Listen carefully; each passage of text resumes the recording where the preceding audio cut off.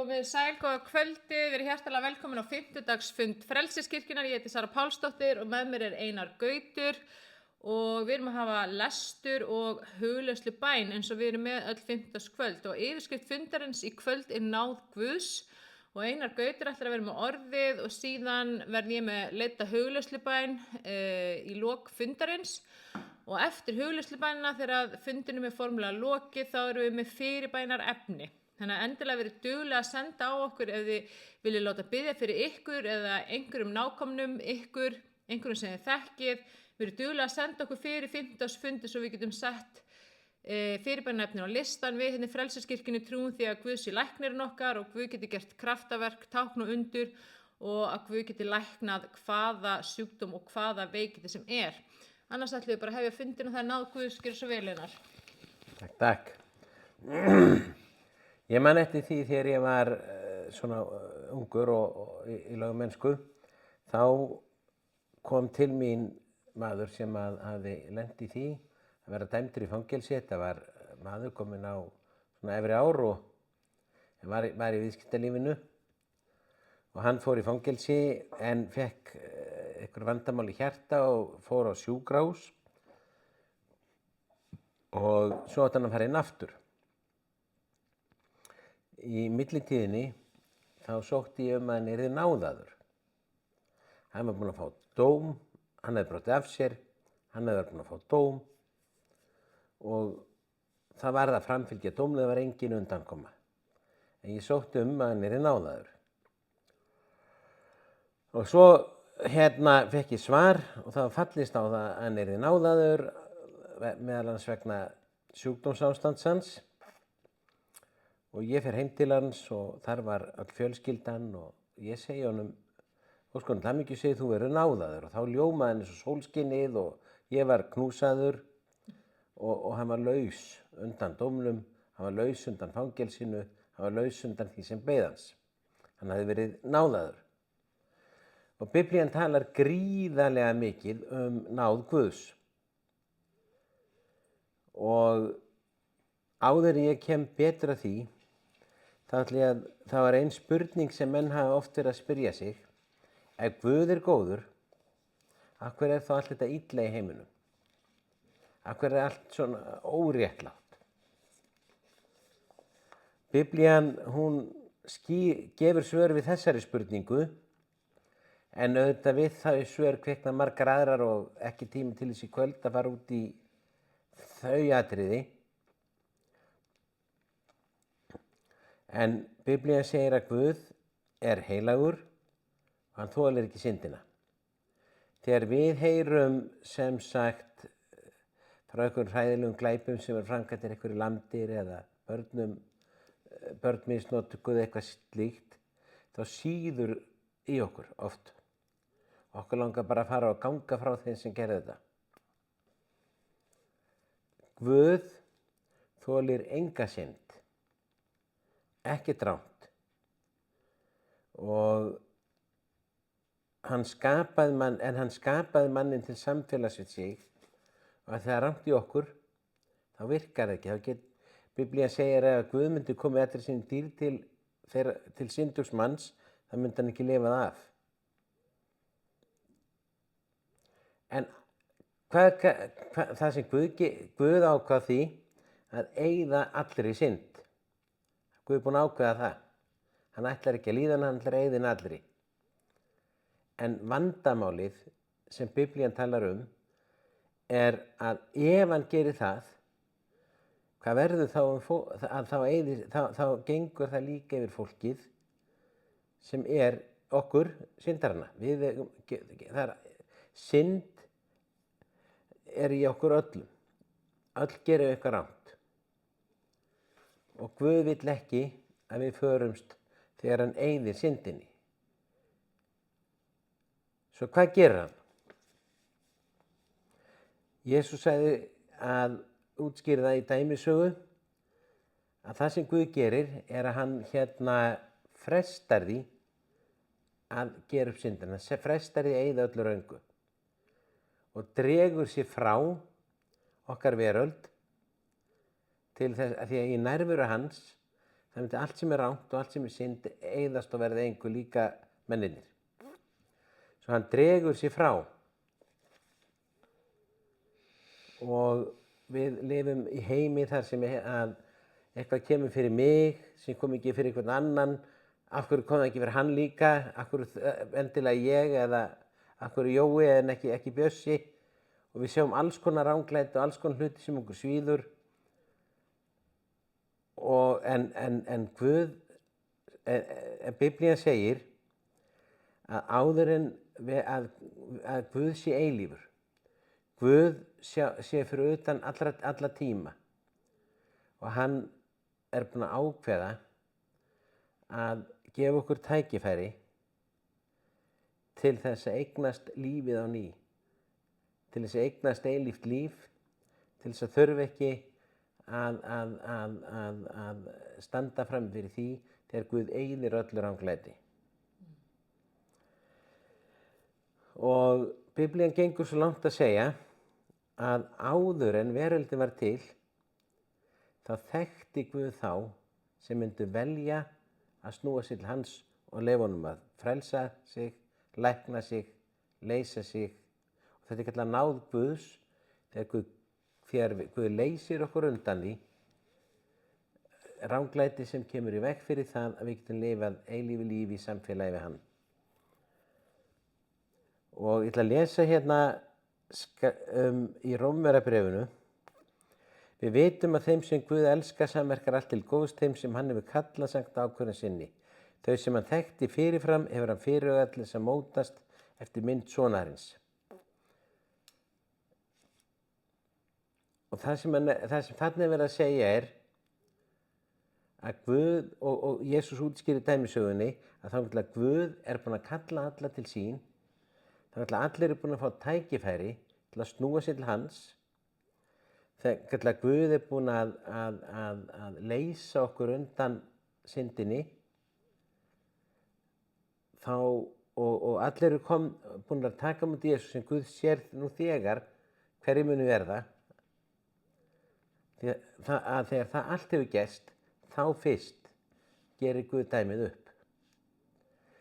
Jesús fram dæmisögu, hún var svona: það maður sem sáði hveiti í akurinn,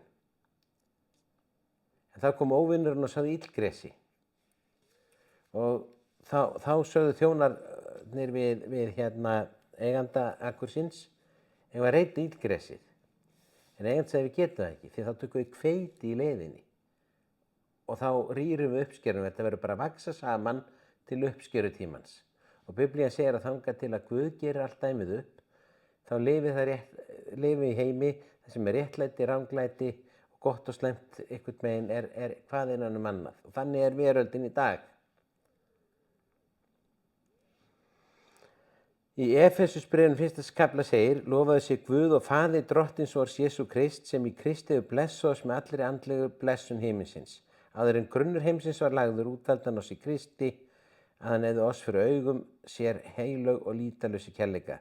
Fyrirfram ákvað hann að gera oss að börnum sínum í Jesú Kristi, sá var náðar vilji hans. Hann vildi verðum til vegsemda dýrð hans og náð, sem hann hefur gefið oss í sínum elskaða syni. Með öðrum orðum, hann sendi son sinn til að bjarga okkur undan þessu ástandi, til þess að við getum sagt: Guð, ég vil snúa mig frá því sem rangt í lífi mínu og gera þig að drottni í mínu lífi, og ég vil að þú fáir að hreinsa til, taka til og vinna í mér. Og Biblían segir að þá muni Guð gefa okkur anda okkar upp á nýtt. Við erum andi, sál og líkami. Það fæðir Guð anda okkar upp á nýtt og gera hann fullkominn. Og svo seinna þá mun Guð umbreyta okkur þannig allt sem rangt í okkar lífi, það farið.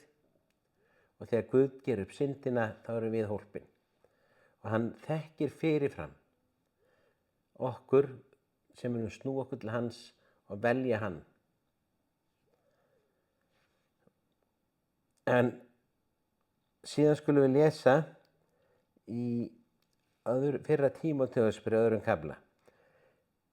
Bið fyrir konungum og öllum þeim sem hátt eru settir, til að fá lifa friðsamlegu og rólegu lífi í Guðsátt og siðbrigði.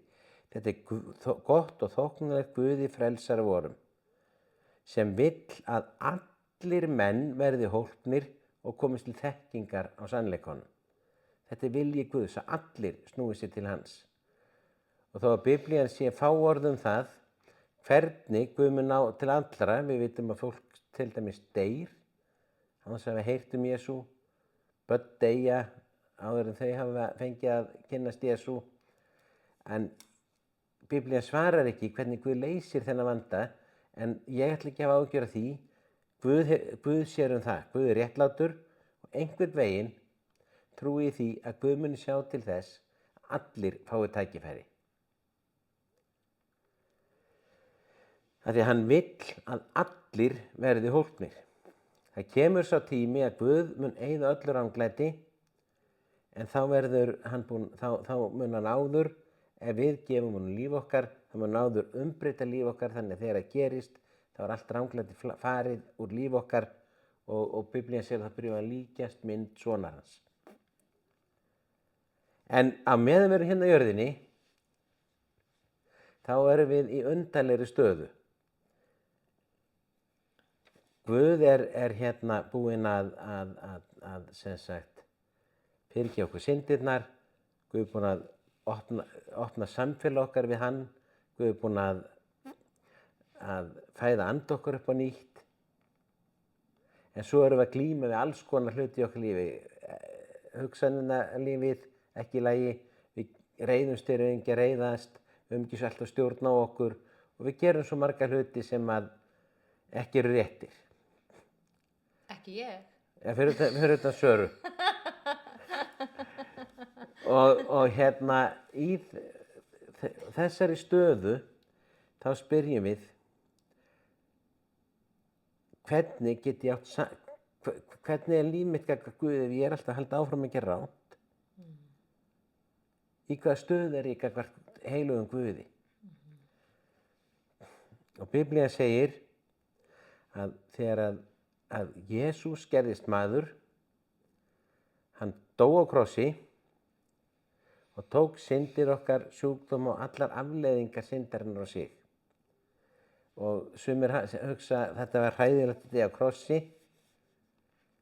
en það hræðilegast sem kom fyrir Jesú er það að Biblían segir að hann er lamb Guðs sem var slátrað frá grundvelli veraldar. Hann þurfti að taka á sig allar þjáningar, alla sjúkdóma, allar andlegar og líkamlegar þjáningar sem til er í veröldinni frá upphafi vega, hvort sem það er höfnun og ótti, angist, kvíði, hvað sem það er. Hann þurfti að upplifa þetta allt í botn. Eins djúpt og engin annar hefur þurft að gangi gegnum þessar þjáningar dýpra og meira en Kristur. Og þegar hann var staddur í Getsemannegarðinum, það vissi hann hvað beið hans. Og hann sagði, Faðir, ef það er einhver möguleiki að þessi bikar fari framhjá, þá verði svo. En verði samt það sem þú vilt en ekki það sem ég vil. Og þetta angistin var svo mikil að svitin, háræðina byrjaði að springa og svitin verða blóðdrópum, blandaði blóði. Þannig að vera enginn í veröldinni þjáðst meir en Kristur, andlega og líkamlega. Amen.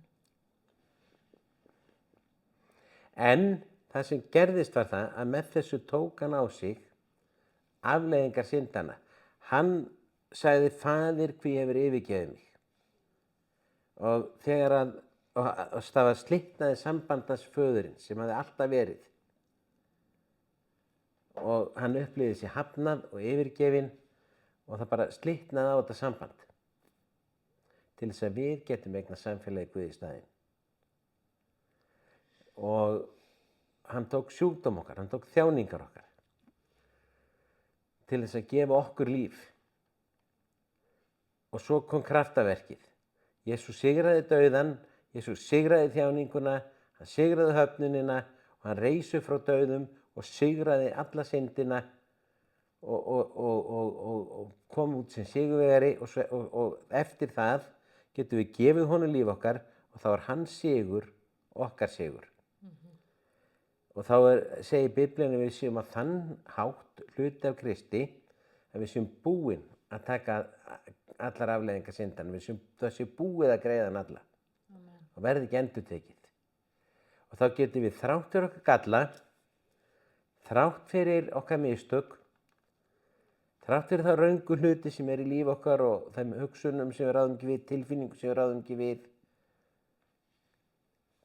þá getum við samt átt samfélagið Guð. Og Páll segir, við höfum verið náðuð. Og Biblían segir það og ekki bara Páll heldur, það gegnum allt Nýja testamentið. Við höfum verið náðuð. Ekkert sem við gerum og höfum gert og munum gera verður haldið gegn okkur. Þetta er náð. Og þið ekki haldið gegn okkur því Jesús er búinn að taka þetta allt á sig. Hann er búinn að gangi gegnum þetta allt fyrir okkur.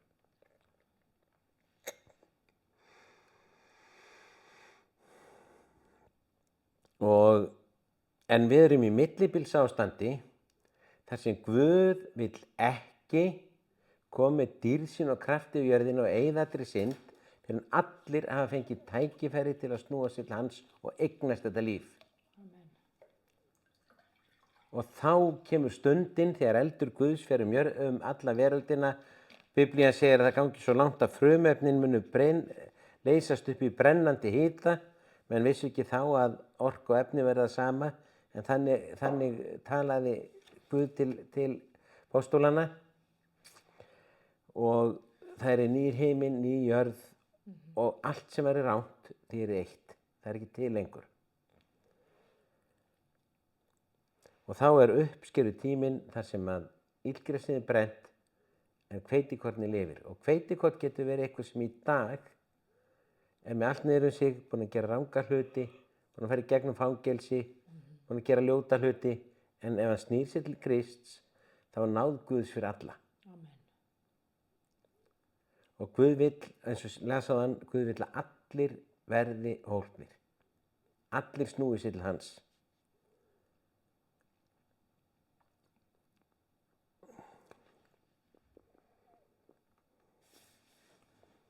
Biblían segir að við séum í Kristi þegar við erum búin að gefa honum líf okkar. Ég skil ekki alveg hvernig við erum í Kristi, en það svo margt í verki Guðs sem ég skil ekki. Eðlisfræðingar uppgötva svona lögmál efnisheimsins og það rétt að byrja að skilja eitthvað á honum. Mest af honum skil ég þær ekki. Og það truflar mig ekki þó ég skilji ekki allt sem Biblían talar hvernig það megi vera, af því að ég ekki maður sem getur skilið allt Guðs ráð. En Biblían segir að þegar ég gefi Jesú líf mitt, þá ég í honum og ég í samfélagi við Föðurinn á himnum og hvað sem ég kann að gera rátt, þá Jesús búinn að taka það á sig og gangi gegnum það í minn stað og sigra það, og að því ég í Kristi þá dauðans minn og sigur hans minn. Þrátt fyrir alla minna galla. Og þá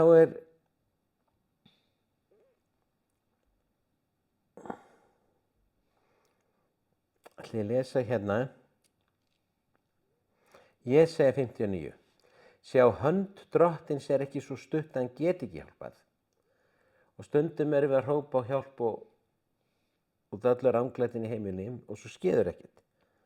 Biblían segir, sjá, hönd Drottins ekki svo stutt að hann geti ekki hjálpað og hans ekki svo dauft að hann heyri ekki. Nei, sekt ykkar skilur yður frá Guði yðar.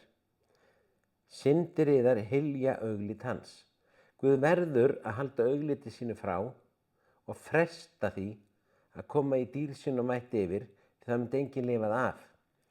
Þangað til að allir búin að hafa tækifæri til að snúa sér til hans og allir búnir að snúa sér til hans sem hann þekkir, sem hann þekkti fyrirfram.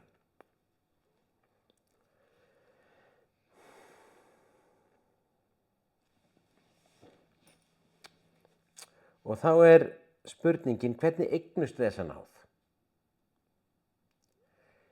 Biblían talar við þurfum að iðrast, en hvað iðrun? Iðrun að verða fullkomin? Ef það er iðrun, þá getur enginn iðrast. Iðrunin er fólgin í því að í staðinn fyrir að ég sé konungur í mínu lífi, ég fari mínar eigin leiðir, ég geri það sem mér sýnist, þá sný ég mig til Jesú og segi, nú geng inn í þitt ríki. Þar sem þú ert konungur í lífi mínu, þar sem þú ert minn drottinn og þú ert minn Guð. Og engin annar. Og þú mátt drottinn hreinsa hjarta mitt, hreinsa huga mitt, leiða mig og umbreyta mér þannig ég byrja að líkjast Jesú og þegar dagur Guðs kemur, þegar syndin verður útreimt, þá máttu umbreyta lífi mínu og hreinsa mig af öllu sem er rangt í lífi mínu. En Guð gaf okkur frjálsan vilja og við þurfum að gefa honum leyfi til að gera þetta í lífi okkar. Hann byrjar að vinna í okkur með göngum hér á jörðu, en þegar dagur drottins kemur að svona kallaður, þegar Guð eyðir allri synd, þá munum við sjá dýrð hans á þann hátt að við byrjum að ummyndast. Og það sem er rangt í lífi okkar, það hverfur. Það gerist seinna. Þetta er svona, en vegna þess að dýrð Guðs skína á okkur. En til þess að eignast þetta líf, eignast þessa náð, þá þurfum við, segir í Rómverjabréfinu, að játa með munn okkar að Jesús er drottinn. Við gefum upp að við getum farið bara okkar eigin leiðir, lifað eigin lífi, þar sem við ætlum að sortera hvað Guð má gera í lífi okkar og hvað ekki. Hvaða sem er rangt í lífi okkar má Guð taka frá okkur og hvað ekki. Við segjum við þurfum að snúa okkur og játa sem drottinn og segja, ég sný lífi mínu til þín. Umbreyttu mér, gerðu mig líkan Jesú. Hreinsaðu mig allir í synd og umbreyttu lífi mínu. Ég vil sleppa því sem er rangt og leyfa þér að breyta mér. Og auðvitað gerist það ekki á einu vettvangi og við verðum ekki búin að breytast þannig að við séum hreinsuð af öllu sem að er rangt áður en þessi ævi endar, en við þurfum að vilja það. Við þurfum að gefa Guði þetta valdi yfir okkar lífi.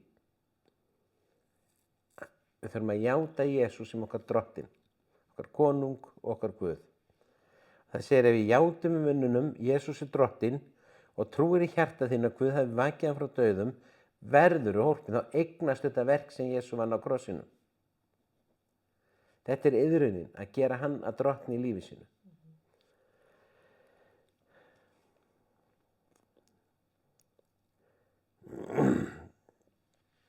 Og þá kem ég að einu, það er hvernig við lifum í náðinni. Og þetta virðist ætla að verða mörgum svona erfitt. Ég man eftir því þegar ég gaf Jesú líf mitt tæplega 13 ára gamall, fekk að upplifa samfélagi við hann og svo kom strax fór ég svona efast, getur þetta verið satt, það sé til Guð og svona gekk í gegnum 1 ár þar sem þetta var svona brjótast í mér.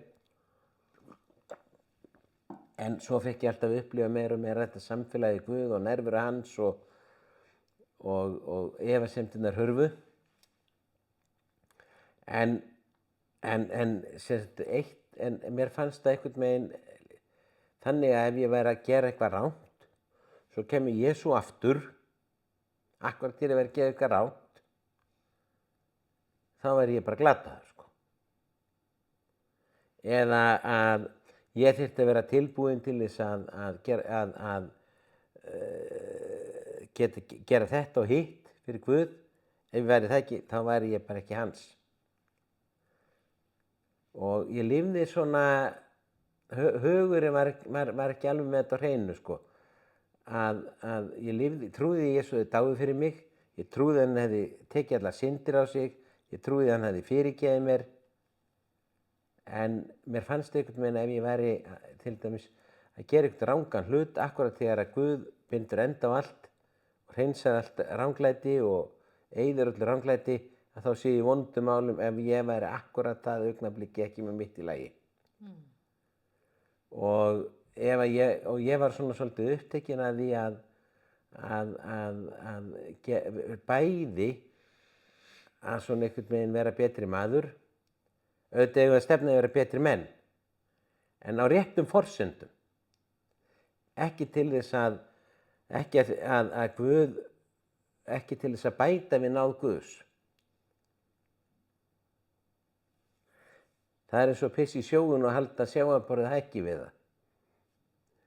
Náð Guðs er yfirfljótandi. Hún er stór og kröftug, við getum engu bætt við hana. Og svo fór ég að lesa Galatabréfið. Og það var svolítið merkilegt bréf fyrir mér, að því að Galatabréfið fjallaði menn sem voru og konur sem voru nákvæmlega sömu stöðu og ég. Það sem sagt hefðu komið gyðingar til þeirra, þetta voru sem sagt menn í Grikklandi og það voru sem sagt menn sem það komu sem sagt menn til þeirra sem voru gyðingar og sögðu ef þið ætlið að vera hólpin, ef þið ætlið að eignast eilíft líf, ef alltaf að vera í lagi milli ykkar og Guðs, þá þurfið þið að gangast undir lögmál Móse.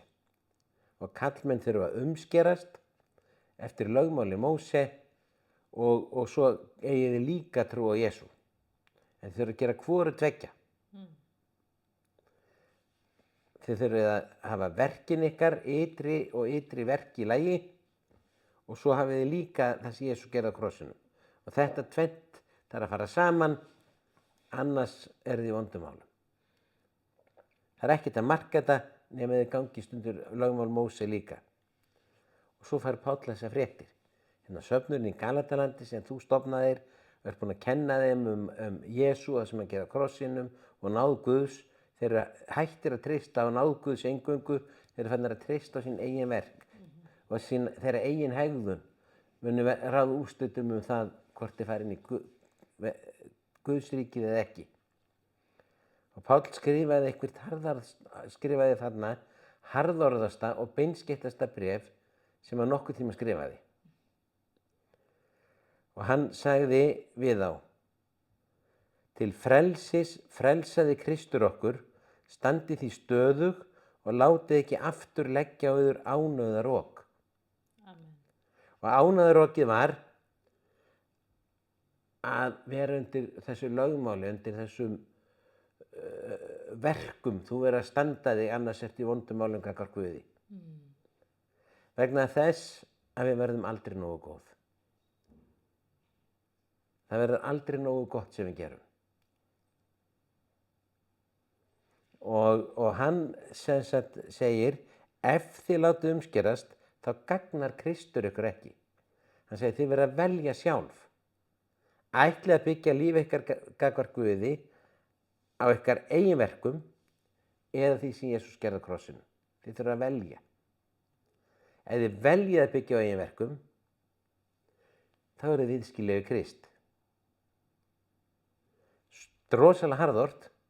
Og hann kallar það að ætla að fara að treysta eitthvað annað en náð Guðs eina og verk Guðs Jesú á krossinum, fara að treysta eitthvað meira. Hann kallar það ánauðarok. Hann útskýrir það í Galatabréfinu að þangað til við eignuðumst Krist, þangað til við eignuðumst hjálpræðisverk hans á krossinum, þá vorum við undir ánauðaroki. Og ég get sagt ykkur það að ég hef séð undanfarið fólk sem er í þeirri stöðu að finnast það sem það gerir aldrei nógu gott. Kannski að það er ekki nógu gott eða því að einhver er aldrei ánægður með það eða það er verið að hnýta í það. Þetta fólk, það brotnar smám saman niður. Þetta er eitthvað mesta niðurbrot sem til er, þetta er aldrei nógu góður. Og það sem þú gerir, það er enginn alveg ánægður með það. Það er verið að hnýta í það, stingi í það. Og hann segir, hann orðar þetta svona, enn legg ég ríka áherslu á að sérkynsinlætur umskerast þar sem ég ætlar að fara að byggja á eigin verkum og lögmáli Móse er skyldur til að halda allt lögmáli. Hann segir, ef þú velur að byggja lífið gagnvart Guði á eigin verkum, þá ertu undir öllu lögmálinu.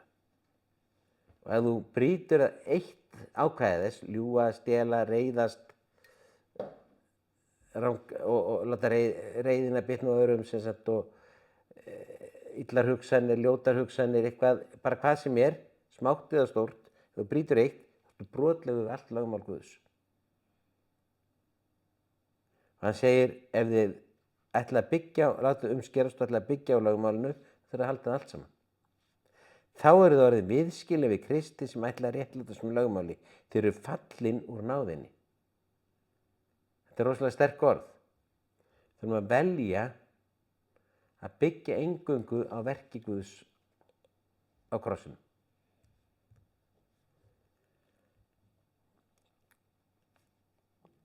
Og svo segja ýmsir, en ef við erum svona frjáls og þetta byggist ekki á eigin verkum, getum við ekki bara gert það sem okkur sýnist? Er það nokkur bönd sem halda okkur? Ef við höfum iðrast og sagt Jesús komdu inn í líf mitt, breyttu mér, þá er það ekki það sem við viljum. En Páll orðar þetta svona, bræður og systur, þið verið kölluð til að vera frjáls.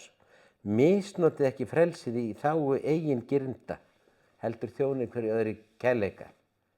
Ekki vera að misnota það, en byggjum líf okkar á því.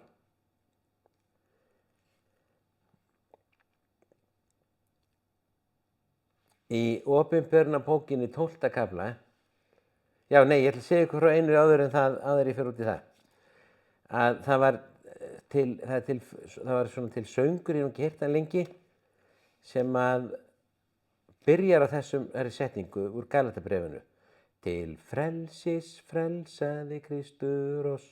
Svona byrjaði hann. Og það var verið að syngja þennan text úr Galatabréfinu. Til frelsis frelsaði Kristur oss, standið því stöðug og látið ekki aftur leggja ykkur ánaðar ok. Og á þessum tíma þá var ég búinn að lesa Galatabréfið og þetta var svona að brjótast í mér. Ég var að komast út úr þessari hugsun að ég var aldrei nógu góður fyrir Guð, það sem ég var að gera var aldrei nógu gott og móral yfir því ég var að klikka þarna. Ég ákvað á morgni náttúrulega ekki að synga neitt þennan dag. Og svo er ég búinn að gera 30 sinnum um kvöld, þegar komið að kvöldi, skiljiði. Eitthvað sem ég fann sem ég hefði átt að gera öðruvísi.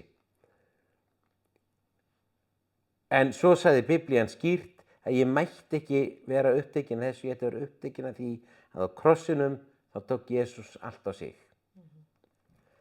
Og á þeim tíma, ég var 17 ára gamall og ég var vinn í Vestmannum í saltfiski, ég var í herbergi Verbúð sem ég hafði einn afnot af og þar bjó ég allt sumarið og þá átti ég kassettutæki sem nú lítið notað í dag. Svona spólum, svona stórar, lítið svona út. Og það var bilað. Það hefði bara stoppað eitthvað inn í miðju lagi. Og svo var ég bara búinn að vera niður í bæ og gera alls konar hluti og svo var ég komin upp í Verbúð. Og þá kraupið við rúmið og byrjaði að syngja þetta lag, til frelsis frelsaði Kristur okkur. Og þegar ég var búinn að syngja þessa fyrstu setningu, þá fór kassettutækið í gang og hélt áfram í lagið. Og ég var alveg sannfærður það, mér fannst takturinn haldast, sko. Það hafi verið á svo nákvæmum tímapunkti.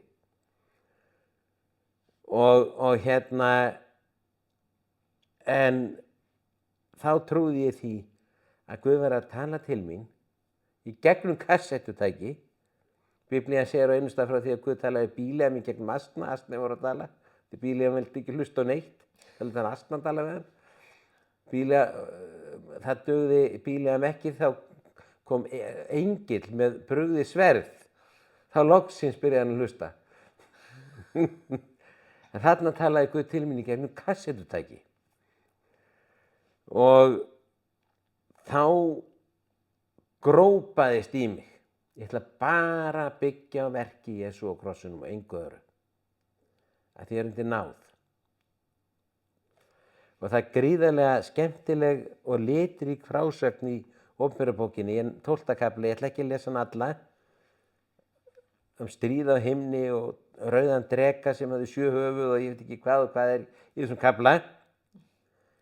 En Biblían segir frá því að það verður stríð á himni, Mikael og englar hans berjast í drekann og drekinn tapaði, honum var varpað til jarðar og svo segir, og drekanum mikla var varpað niður hinum gamla höggormi sem heitir djöfull og Satan og afvegaleiðir alla heimsbyggðina.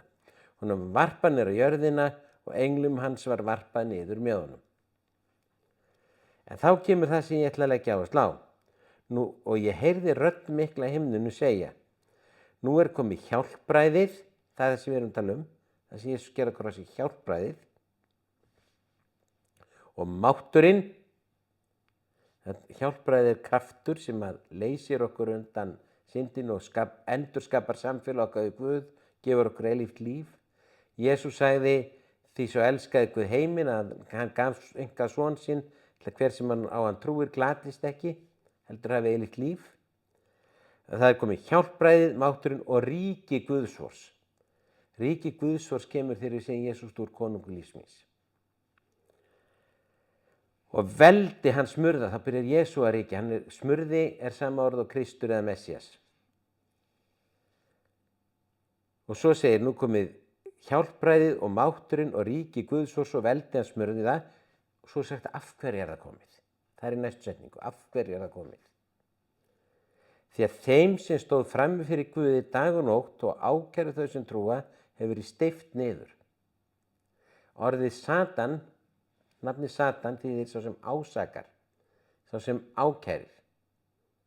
Satan ásakar, ákærir og hann finnur alltaf að okkur til að brjóta okkur niður.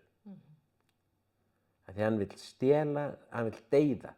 Hann vill deyða og brjóta niður.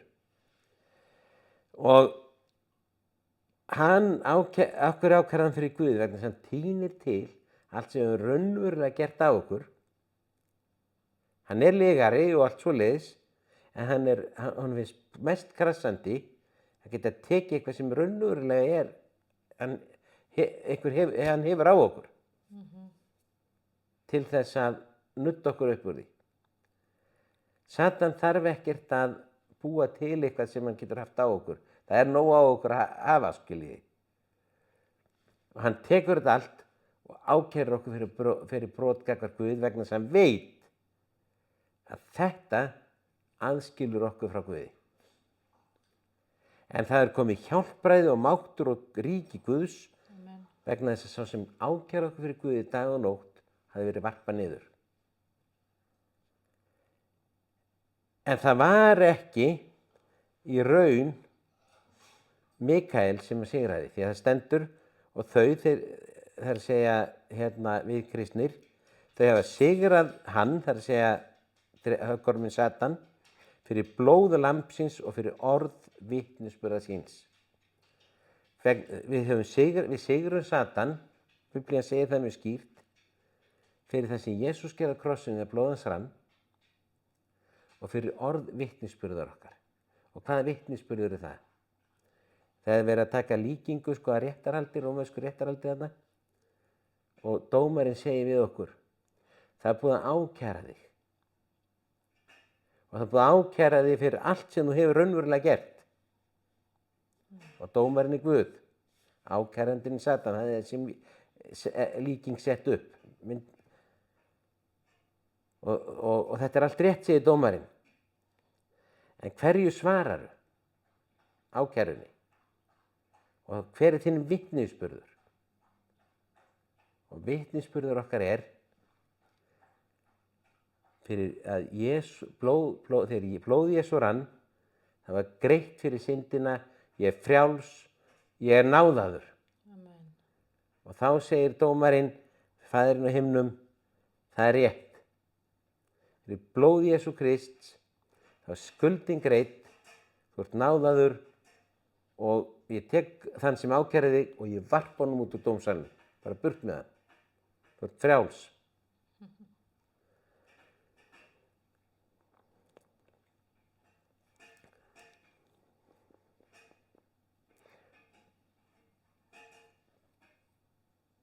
Og nú ætla ég áður en að Sara tekur við að biðja með þeim sem að er að hlusta og vilja eignast þetta líf, eignast þessa náð sem Guð hefur handa okkur. Og þá ætla ég að fara með bæn sem þið bara hafið eftir mér og þegar ég bið hana þá gerið hana ykkar og þá gerið Jesú og konungi líf ykkar og takið á móti því sem hann gerði á krossinum þegar hann greiddi skuld okkar og þá er náðin okkar þegar við komum þennan fram fyrir Guð. Hún fer aldrei frá okkur. Biblían segir Guð tekur náð sína aldrei tilbaka. Og hann náðar þig utan allra tíma. Hvort sem það er það sem þú gert í fortíðinni, nútíðinni eða framtíðinni. Því hann dó utan allra tíma, segir Biblían. Og það ætla ég biðja ykkur að hafa þessa bæn eftir mér. Kæri Jesú, Kæri Jesú, ég sný lífi mínu og hjarta til þín. ég sný lífi mínu og hjarta til þín. Þú ert minn drottinn og Guð. Þú ert minn drottinn og Guð. Ég gef þér líf mitt, Ég gef þér líf mitt. ég bið að hreinsa mig allri synd Ég bið að hreinsa mig af allri synd og hjálpa mér að ganga með þér það sem eftir lifi líf á jörðinni. og hjálpa mér að ganga með þér það sem eftir lifir hér á jörðinni. Og ég trúi því að þú lifir í dag Ég trúi því að þú lifir í dag og ég trúi því að verk þitt á krossinum sé mitt. og ég trúi því að verk þitt á krossinum sé mitt. Amen. Amen. Og þá tekur þú við, Sara. Amen. Takk fyrir þetta.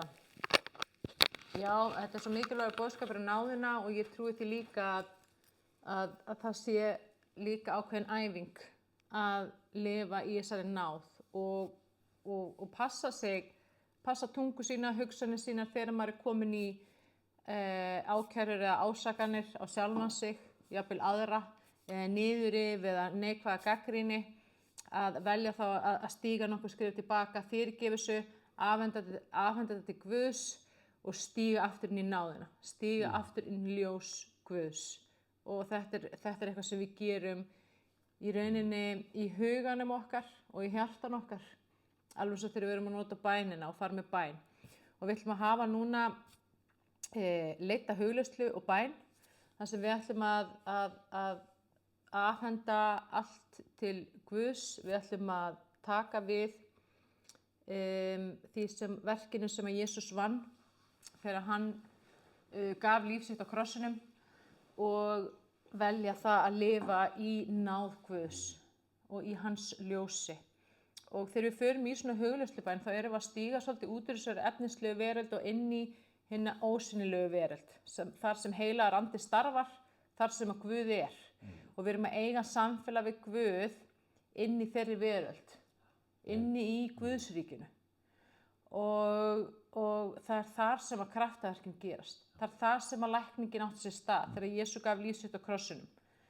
Þannig að síðan ætlum við að taka bara örfáar mínútur í að hlusta á Guð og bara heyra hans rödd, heyra hvað hann vill segja við okkur eða hvað hann vill gefa okkur.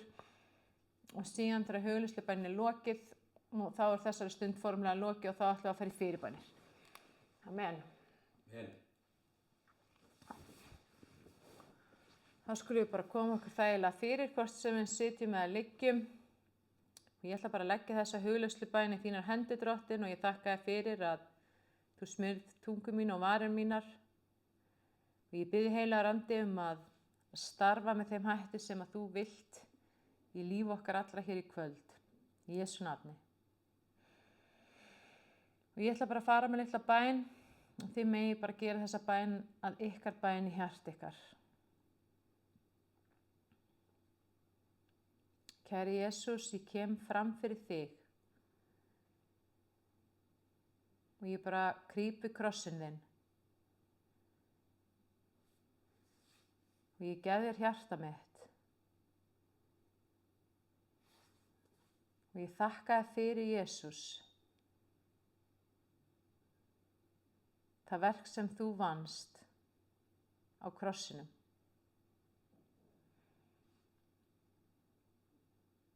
Og ég þakka þér fyrir Guð,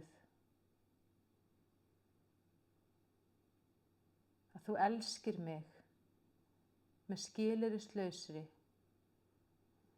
ævarandi, elsku þinni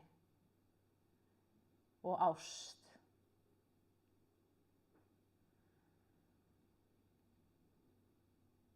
Og ég vel að færa mig nær þér, Guð,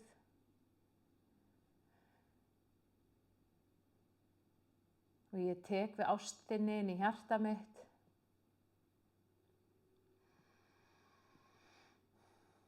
og ég tek við öllu því verki sem þú vannst á krossinum inn í hjarta mitt, inn í sál mína núna. Í Jesú nafni þá gef ég þér alla mína iðrun og ég tek við þinni iðrun, Jesús, inn í hjarta mitt.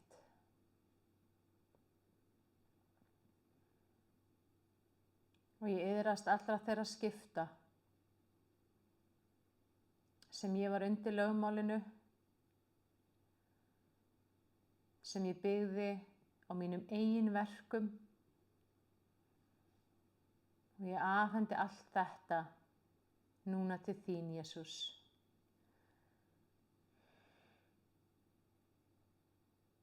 Og ég tek ákvörðun í hjarta mínu að velja einlæglega að byggja alfarið og eingöngu á verkinu sem þú vannst þegar þú gafst líf þitt á krossi, á blóðinu þínu sem rann,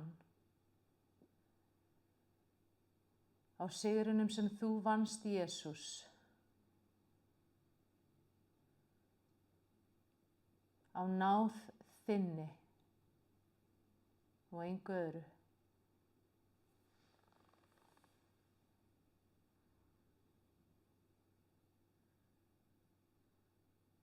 Og ég þakka þér fyrir náð þína og ég bið að hún megi fylla hjarta mitt, fylla huga minn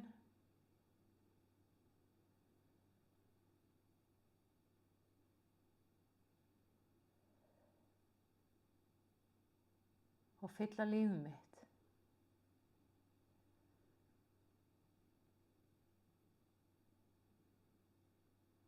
Ég gef þér líf mitt, Jesús, og ég bið að ég megi verða vitnisburður fagnaðarerindið,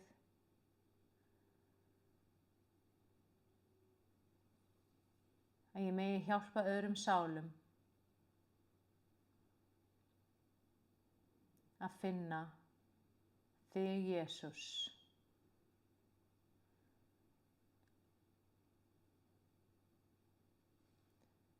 Í Jesú nafni afhendi ég allar ásakanir, ákærur, niðurrif, gagnrýni, lastmæli og sektarkennd til þín, Jesús.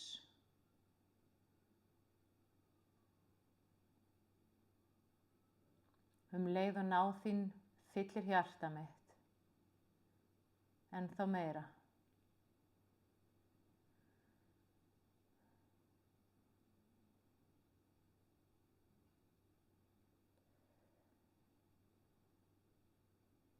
Og ég kem fram fyrir hásætið þitt, Guð, með djörfungu hjarta, í öruggu trúar trausti að þú ert minn hirðir, minn Guð, minn Faðir, minn læknir,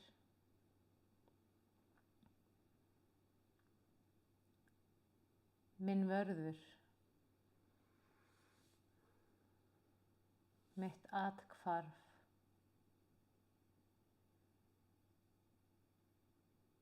að í þínu fangi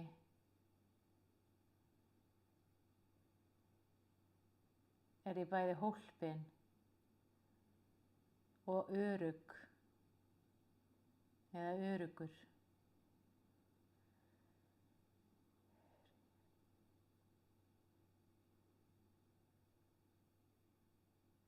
Og ég er vel að leggjast núna í fang þitt, í ljós þitt og hvíla í þér, Kristur. Leið að ég opna hjarta mitt og segi verði þinn vilji í mínu hjarta.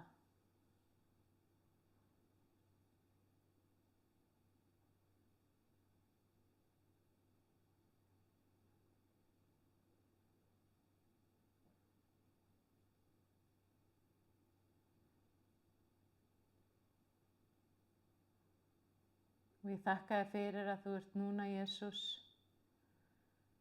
að afmá allt þetta ranga, allt þetta vitlausa. Í Jesú nafni það er farið fyrir fullt og allt og réttlæti þitt er.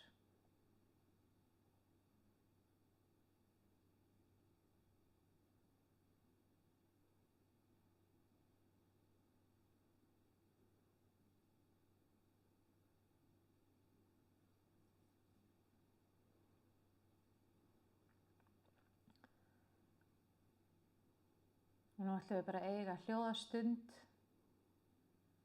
í fangi Guðs, í hvíldinni hans og bara fylla hugan af Jesú.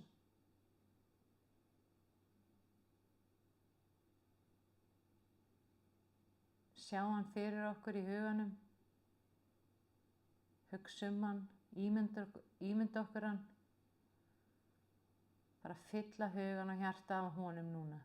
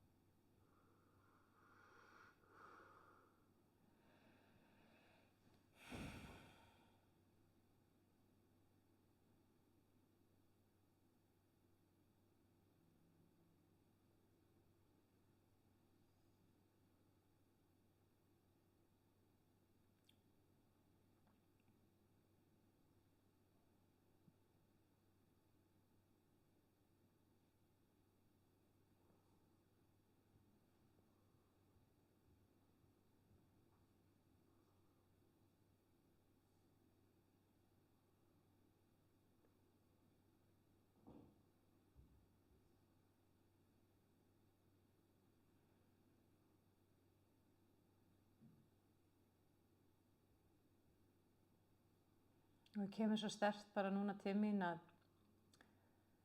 náð Guðs hefur einhvern veginn bara strokað út allt þetta úr fortíðinni, þetta ranga, þetta vitlausa, allt klúðrið og einhvern veginn miskan og ranglætið og ljótu orðin og heiftina og sektina, þetta er bara farið. Guð er búinn að afmá þetta. Og hjarta okkar fyllist núna af frelsinu, frelsi Guðs. Hann er búinn að gefa okkur algjört frelsi frá þessu.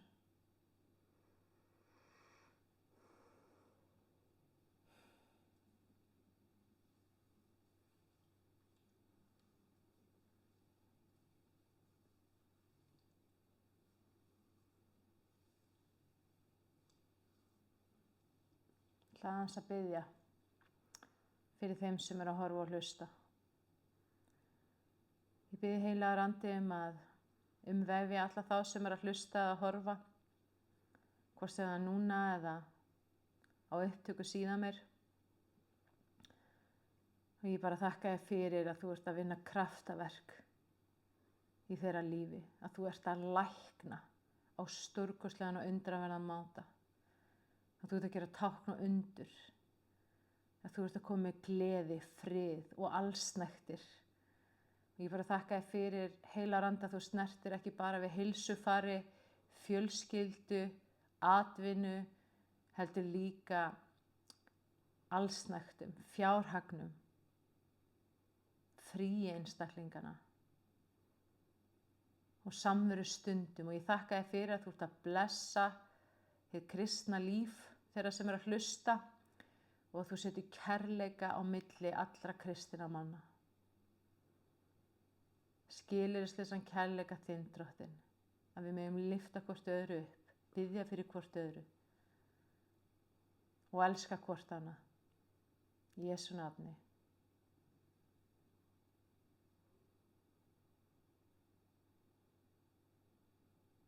Og ég bara sé lækningu þína farin í hjarta, sálir, líkama, huga,